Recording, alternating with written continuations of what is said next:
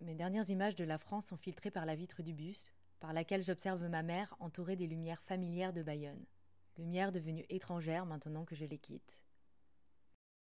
Installée sur 2 places dans un bus vide excepté un couple de Canadiens, je repense à ma journée, particulière par le simple fait qu'elle est mon ultime journée en France. Mon ultime journée en France fut un cumul de gesticulations entre ma valise, mon placard, les cartons de mon dernier et avant-dernier déménagement. Une chasse au trésor de mes affaires, suivie d'un tri de ma première sélection pour éviter la surcharge. Qu'est-il nécessaire de posséder pour la traversée d'un pays en 10 jours ? Traversée que je me suis fixée seule pour atteindre mon but premier, le Maroc. Et quoi prendre quand on signe un contrat de vie à durée indéterminée avec un nouveau continent ? Chaque vêtement, chaque objet de ma chambre devient alors symbolique, celui que j'emporte avec moi, comme celui que je rejette. Nounours, mon compagnon depuis le jour de ma naissance, ne me suivra pas dans ce périple. Nounours ne veut pas être perdu dans une auberge, volé à une gare, écrasé dans un oubli. Nounours veut rester dans le cocon familial. Je dépose un baiser sur la joue abîmée de Nounours. Mes lèvres tentent de sauver en un adieu mon abandon. Faire mes bagages. Empaqueter ma vie réduite à un sac en tissu. La place dans ce sac y est chère. Y enfoncer le minimum est nécessaire. Chaque objet devient encombrant. La concurrence déchire. Quelques-uns gagnent un espace entre 2 vêtements. La robe, portée lors de la soirée qui n'exista qu'une fois, gît sur un cintre depuis ce souvenir si doux incrusté dans le coton rouge. Elle ne viendra pas avec moi.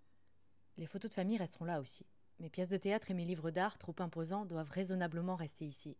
Mes produits de beauté, mon sèche-cheveux, mes vernis à ongles, mes feutres, mes peintures acryliques, les magnets de mes voyages, mon pot à crayon, les crayons de dents, les galets ramassés sur la plage, mon plaid, mes draps, mes vieilles tasses ébréchées d'Idol ou Arthur et les Minimoys, mes assiettes et mes mugs assortis, mon moule à gâteau, mon balai, mon grille-pain, mon robot, mon four, mes tupperware, ma deuxième paire de lunettes de soleil et mes dizaines de chaussures doivent rester ici. Je laisse dans ma chambre d'enfant une partie de moi. Cette partie qui aime toucher la matière, qui offre ses mains et son corps à la peinture pour éclairer d'instinct la toile. Cette partie de moi qui regarde l'heure, boit une tisane tous les soirs dans ma tasse préférée, mange en solitaire pour apprécier chaque bouchée sans être parasité, apprivoise mon cocon jusque dans ses murs par des posters, des photos et des tableaux, remplit avec 10 feutres couleurs différents mon emploi du temps et construit un cadre dans mon quotidien caméléon.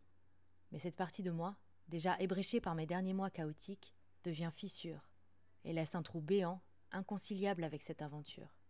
Elle restera dans cette chambre d'enfant à surveiller mes affaires et à guetter mon retour. Et tronquée, j'aurai la place pour accueillir cette traversée et pour laisser derrière moi l'Europe pour la première fois. Dans le bus, les pensées comme les routes défilent. Je ne dors toujours pas. Je pense d'abord à mes bagages, problématique concrète principale. Bagages composés de la valise marron, jumelle à la mienne, que j'ai empruntée à mon frère. Non, que je me suis appropriée ignorant dans quel état elle lui reviendra, vu que les trous dans la mienne étaient devenus des tranchées, incapables à combler avec une simple aiguille et du fil. Je disais donc que je transporterais avec moi durant la traversée d'un pays, entre les auberges et les transports en commun, cette valise marron et 2 sacs à dos. Un sac de randonnée d'un poids d'une brique étant en vérité tous les effets chers à mon porte-monnaie et à mon cœur pour prévenir tout vol, et un petit sac rouge en toile légère, sans armature, pliable à souhait, qui contient tout ce qui est comestible et buvable. Je pense aussi à l'espagnol, et je tente de faire remonter à ma mémoire les mots appris au lycée qui, à l'époque, encombraient mon esprit et refusaient de sonner juste entre mes lèvres pour être, aussitôt le bac obtenu, oublié.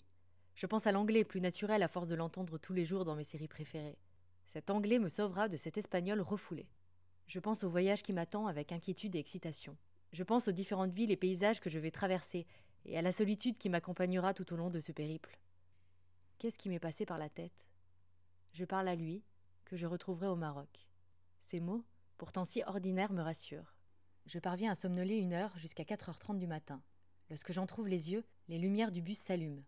Vu l'heure, nous ne pouvons pas être à Madrid. L'heure d'arrivée est prévue à 6h30 du matin. Le chauffeur éteint le bus et se dirige vers moi, seul rescapé du voyage, et m'annonce « Madrid, Estación Sur !» Madrid ? Déjà ? Que vais-je faire seule dans une ville inconnue au cœur de la nuit ? La peur me serre de nouveau l'âme. Je rassemble mes affaires, hébétée, et je traîne ma valise vers la sortie de la gare. Une avenue déserte.